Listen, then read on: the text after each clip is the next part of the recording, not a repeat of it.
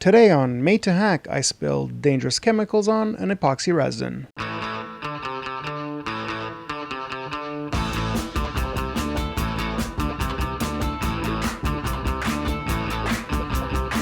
In a previous video, I showed how I poured this epoxy resin on my workbench. Now in real time, that was about a month ago, and I've been using the table ever since for various projects. I'm going to give you a look of how it holds up to certain stresses, and I'm also going to put it through its paces by subjecting it to various acids, solvents, bases, and whatever other harsh chemicals I may have in the shop, and we'll see how well it holds up.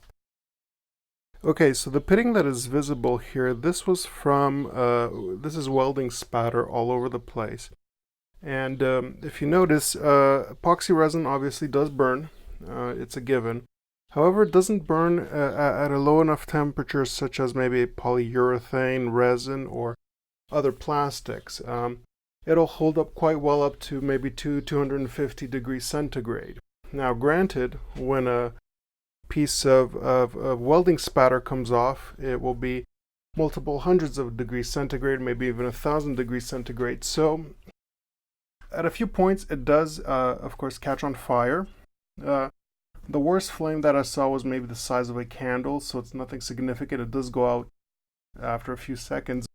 In my opinion, it holds up pretty well to welding on the surface. Now, it's not as good as a surface as obviously a steel table because it doesn't conduct electricity, so you can't clamp your ground clamp to it. But other than that, it does hold up rather well. Now, as a sort of a resin plastic surface, it doesn't really hold up well to scratches. It does gouge quickly.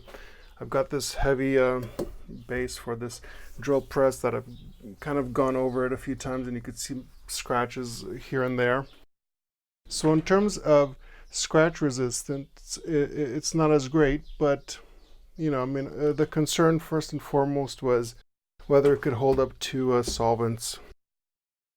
So here I'm just gonna sort of demonstrate with like some scissors. It gouges pretty easily, as you would expect, but again, it's not like a principal concern. It's you know, it's not like wood. If you were to get the OSB wet, it'll start to delaminate. So its resistance is good for liquids and whatnot. But I did want to just sort of show you that here and there it does stain a little bit, especially if you're, you know, you've got some grinding dust and maybe some oils and whatnot. And here's some more welding pitting, a little deeper, but overall, it's holding up quite well. And I just wanted to do a more severe test today with solvents, acids, and bases and see how well it resisted various chemicals. Okay, so I've got all the chemicals I'm going to test out on the table.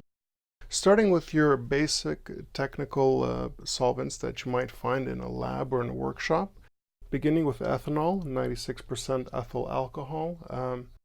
The only grade above this would be, of course, anhydrous ethanol, which I don't have. Isopropanol, also known as isopropyl alcohol, 99.5% lab grade. I believe in North America this is used as rubbing alcohol in proportions of 70% isopropanol and then the rest water. Of course, we got good old acetone, 99%, and MEK, which is methyl ethyl ketone, closely related to acetone, also about 99%. Now, I used MEK in conjunction with the epoxy resin to thin it out a little bit so it would flow better.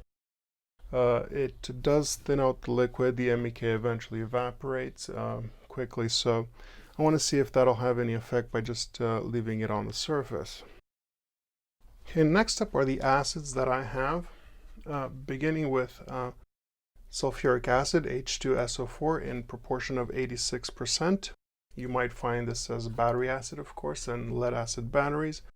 You might, I think it might be used as a stump remover, I'm not sure, certainly as a drain cleaner and as, for sure, I believe a concrete etchant. Next one is HCl, or hydrochloric acid, also known as muriatic acid. I have the 32% version. You also find this as an etchant for concrete. And maybe as a drain cleaner. I'm not too sure. They're sort of sometimes interchangeable, one for the other, not all the time. And then I've got H2O2, which is hydrogen peroxide, 30%. This isn't, of course, an acid. It's just, I don't think on its own it's going to do much, but it'll also use it to potentiate the other acids and, you know, get it to be a little stronger, if you will. And then I've got phosphoric acid plus the additives inside. If you've ever seen any of my restoration videos, this is used as a rust remover and rust inhibitor. I believe it's iron phosphate. The iron oxide becomes iron phosphate when using phosphoric acid, and it's got that dark and black and dark gray, dull gray effect on steel, or iron for that matter. Then I have N-butyl acetate with formic acid. This is a paint stripper gel. You've seen me use this, of course, on the same videos as the phosphoric acid. When I remove paint from surface and it bubbles up, this is what is used, so it'll have formic acid in. And the reason I want to test this is because it does mention that it even helps dissolve epoxy based paints, so I want to see if it has any effect on the epoxy resin surface itself. There's a few outliers here that are not really necessarily in the acid range, but I've got a ferric chloride solution, about 40%, which is an etchant that I use to etch copper when I'm doing PCB boards, you know, for electronics. So I'd like to test this. The other one is sodium silicate, 33 to 35% solution. This is water glass. I want to see if it sticks to the epoxy, if it hardens, and if it has any effect on its surface. I only have one base in this test, which is the strongest base that I have. It's sodium hydroxide, 98% caustic soda or quick lye. I've made it essentially a saturated solution. I just kept adding crystals until, well, these ones won't dissolve anymore as much as I had. So it's a saturated, very basic solution. I assume close to pH of 14. After that, you have the, I guess, the solvents that are fractional petroleum-based distillates. I'm not sure if xylene fits in this area. I'm not sure as to its chemistry, but I'm going to put it in that sort of group. I've got a naphtha-based universal thinner, and then one that is based on light benzene as a thinner. Then I've got power brake cleaner, which you might find. This has CO2 added. This also contains naphtha, petroleum, and hydro-treated light benzol. So it'll sort of a combination between those two and CO2. Of course, we have WD-40, fast-acting degreaser, and then just regular old WD-40. And finally, I have turpentine, which is actual oil of turpentine refined. This is what you would find. This is like pure turpentine. Usually you'll find these in art supply stores. So this is a pine resin alcohol, if you will, or, you know, oil of turpentine. Yeah, that's kind of the range of chemicals that probably most of you have in your shops or labs or workspaces. The more interesting acids, such as nitric, I don't have any of the, I also don't have any chlorinated solvents. I believe trichlorohexane might be one of those. Could be wrong. But any chlorinated or fluorinated solvents, I don't have tests. So, yeah, let's start the test. Okay, what I did here is I set up some square coupons all over the place. Essentially just areas where I'm going to dip the various chemicals. So we've got our formic acid and phosphoric acid plus solvents, sulfuric, hydrochloric in that area, the ferric chloride with the sodium silicate. I've got the sodium hydroxide here, kind of away from the acids. I've got the fractional distillates here, the xylene, the brake cleaner, the naphtha, and the benzene solvents. Here we have your WD-40 degreaser, and the oil of turpentine. And these are, of course, the MEKs, the acetones, ethanol, and isopropanol. These I will probably leave for the end because they evaporate very quickly. Oh, and one more thing. These gloves are fine for handling the bottles. However, when it comes down to the nitty-gritty, you need chemical gloves, eye protection, and, you know, an actual breathing mask. So don't handle all these chemicals with just these nitrile gloves. Get a good pair of chemical gloves. Okay, for the formic acid, I will just dip, brush in and dab it on. And then the acids, I'm just going to pour, I guess, a cap full or thereabouts on every square. And for the acids, what I will do is I will leave them for 1 hour. Return. If there's no noticeable change, I will then potentiate them with the hydrogen peroxide to get them to go quicker.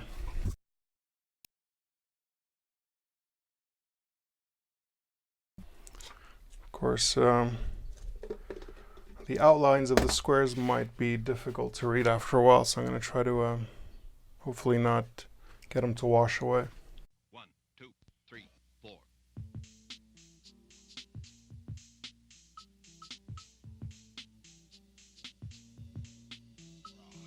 You also want to make sure that you're in a well-ventilated area, just in case that there's any, interesting fumes. Here what I'm thinking is happening, it isn't so much the epoxy that is getting dissolved, but it's the organic matter in the paint. I think the epoxy's fine. I think it's just the pigments or the marker.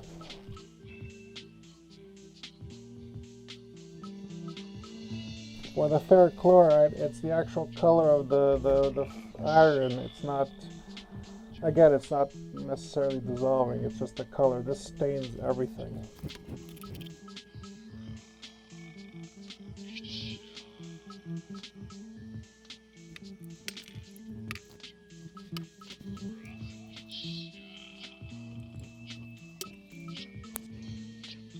Xylene is also kind of runny, so I'll do the brake cleaner here.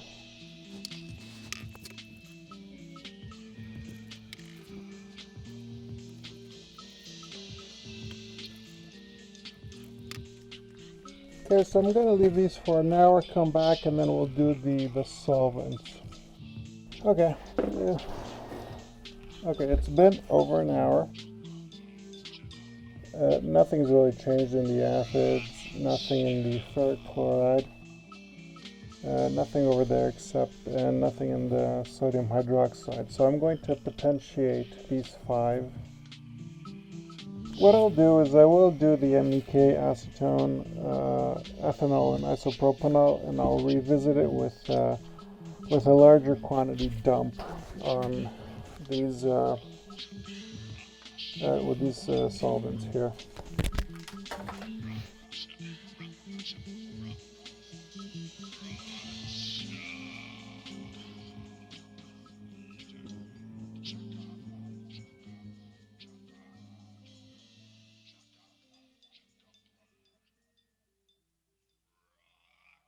Now obviously here the ethanol, the isopropanol kind of ran together, and some bubbling on the sodium hydroxide and the sulfuric. We've potentiated the hydrochloric acid, the sulfuric acid, both the phosphoric acid, the formic acid, and the sodium hydroxide with hydrogen peroxide, H2O2, and it didn't make any difference. You can see nothing's really changed. The underlying epoxy is still doing okay. It doesn't seem to have been damaged. Aside really from the bit of Sharpie marker, nothing's really changed, and maybe some of it has run out. So what I'm going to do now is actually use the same sodium hydroxide to neutralize all the acids here and the ferric chloride.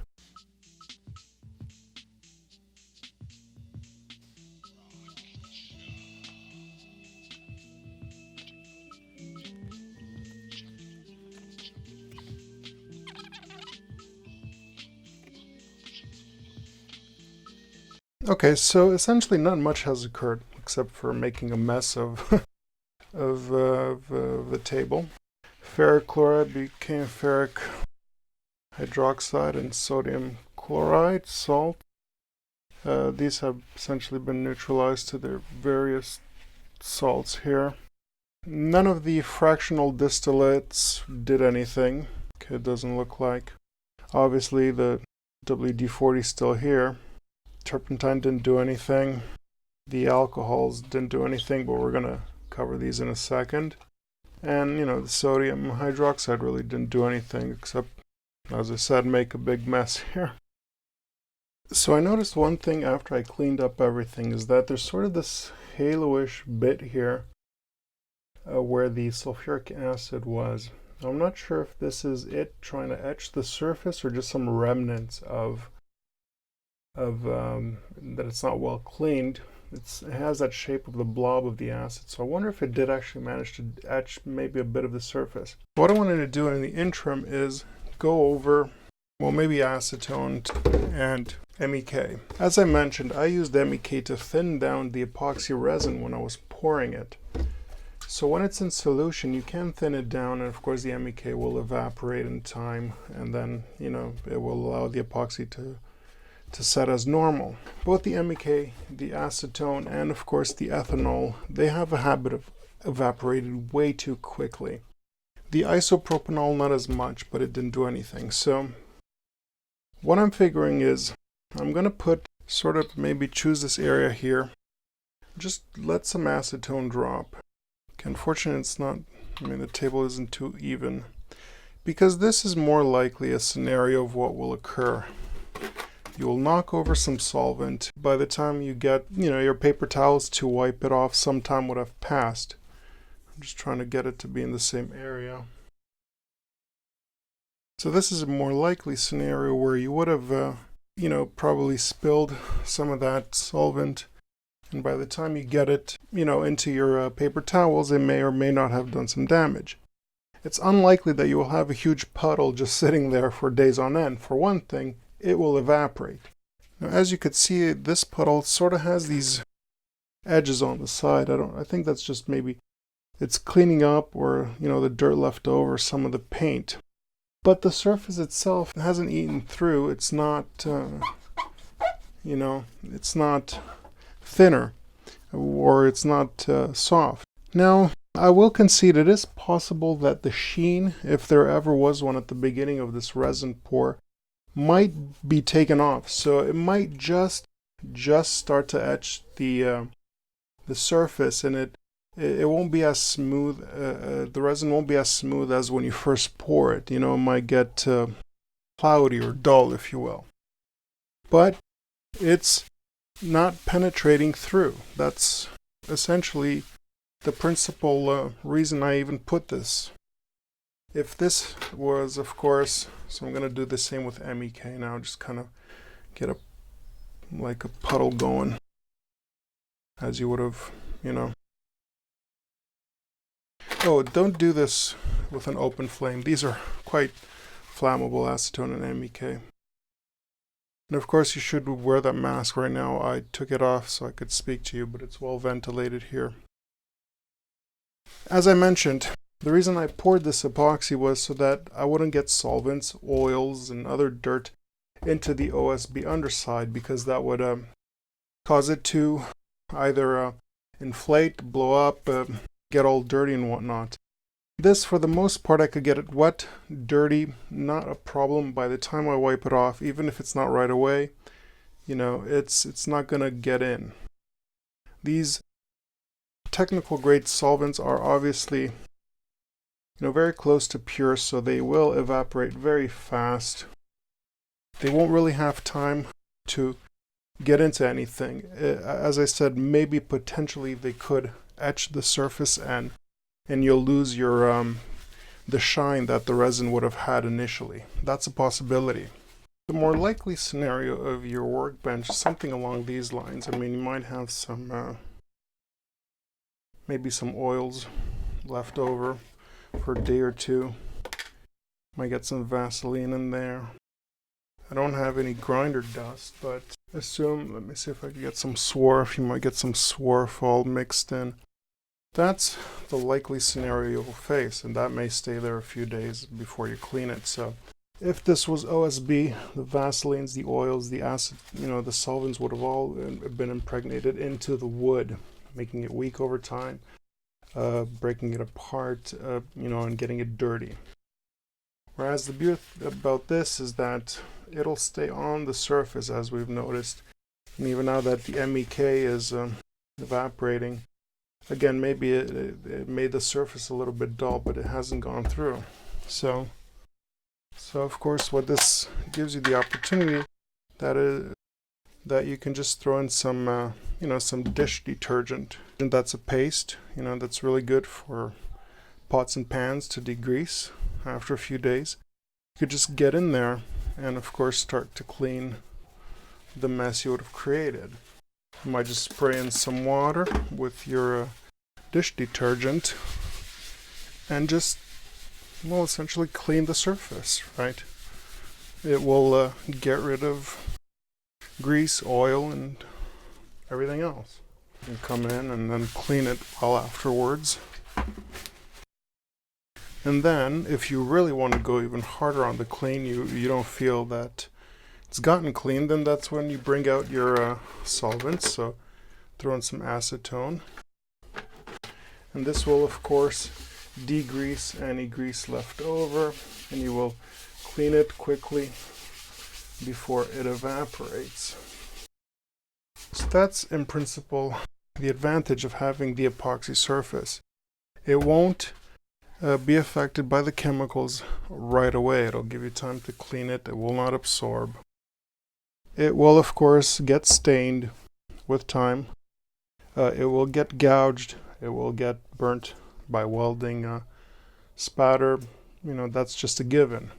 But ultimately, you could clean it up quickly, or even slowly for that matter, and it won't, the chemicals won't get into the substrate. Let's give the acid its due and say maybe left long enough and potentiated with hydrogen peroxide, it might get an etch out of it. Of course, I'm not using any crazy acids. I don't have any nitric to make aqua regia, which would have been nitric and hydrochloric. I don't have any of those crazy acids, fluoric acids, or those crazy dissolve everything in their path, or bases. Yeah, so epoxy. I mean, I expected this. I expected it to be resistant to essentially most bases, most acids, most solvents, and things along that nature. I obviously read about it beforehand. So again, it's a great surface. It's a great work surface. In my previous video, I had mentioned I would have wanted it as a reference surface. There's just no reason to assume your workbench will be a reference surface. You're going to get it dirty, you're going to gouge it, it's going to get scratched. Reference surfaces, you don't do any work on them, you just measure. So this being a working bench, I just forgot about that, and that's fine. I'd rather the coating just do what it's supposed to, and that is protect most of the table from just everyday materials you might encounter in your workshop. So anyway, I guess that's it. Yeah, epoxy resin will coat a work surface quite well. It's quite resistant to a lot of chemicals, and makes for a pretty good work surface. Thanks for watching. Hey, thanks for watching, and don't forget to subscribe to this channel. Also, make sure to turn on notifications to receive updates whenever I post a new video. If you like what you saw, hit that like button as well.